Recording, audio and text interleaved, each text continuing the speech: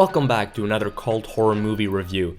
Alice, Sweet Alice, also known as Holy Terror or Communion, is often considered to be one of the first slasher movies. It came out before Halloween, just like others like Black Christmas or the Texas Chainsaw Massacre.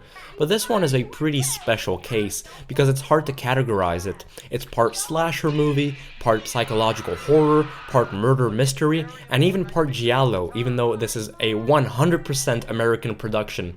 But if out of the 7,000 languages in the world I chose to speak facts, I'm gonna go ahead and say that this is the closest thing we've ever gotten to an Italian giallo.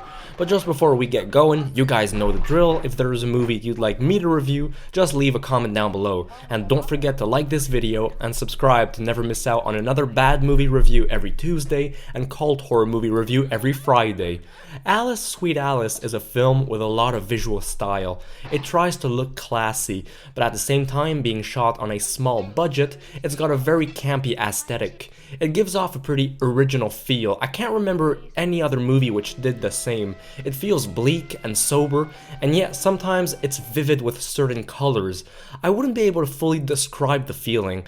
It also utilizes the rainy setting to make for a gloomy atmosphere. A lot of the movie takes place in small rooms or in tight corridors, which can potentially make for a claustrophobic viewing. And the music is quite good. When it comes to horror movie scores, I'm surprised that there aren't more people talking about this one. It's a banger in its own way, if I can say so myself. The director Alfred Soule chose some very interesting camera angles to shoot from, like this one for instance, which I found very creative and helped elevate it above your average horror slasher. You can tell that it was the early ages for the slasher genre. There isn't as much as a body count as one could imagine for this type of pick. There's some blood here and there, but compared to the other slasher movies that would later come onto the screen, here it's rather scarce. It tells the story of a young girl named Karen, who's murdered just before receiving her very first communion.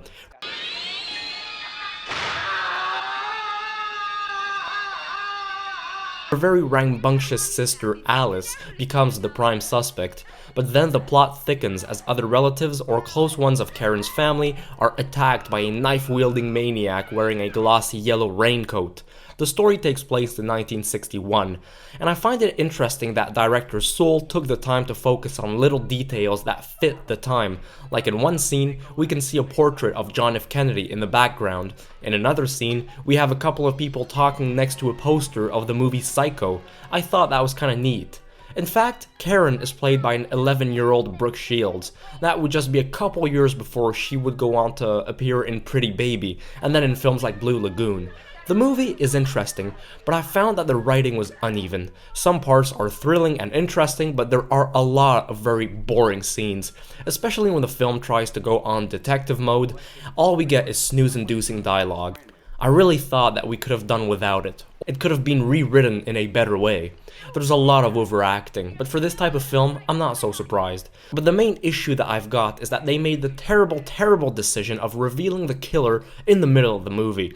All along, it was actually the insane woman named Angela, who was targeting different members of Alice's family because of their unholy ways, like the fact that they had some kids outside of wedlock. I actually had to read up on the reasons because it wasn't ever made clear in the film, and so once that's done, well, it kinda kills the suspense.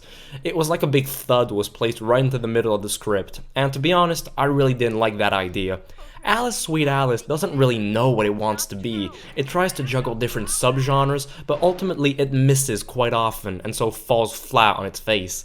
So after learning about the identity of the killer, I got a couple moments here and there that were spooky. I tried to dive into the psychology of the murderer, but in the end, there's a lot of shortcomings and a lot of plot holes that I think could have been explored and made for a better movie. Looking back at this early predecessor of the 80s slasher craze, I praise its unique visual style and atmosphere, but I just wish that it had more thrills than it did. So to be honest, it's passable. I've seen it twice, and for horror fans, there are some moments here and there. It's far from perfect, it's got a lot of flaws, but if you're curious enough, check it out.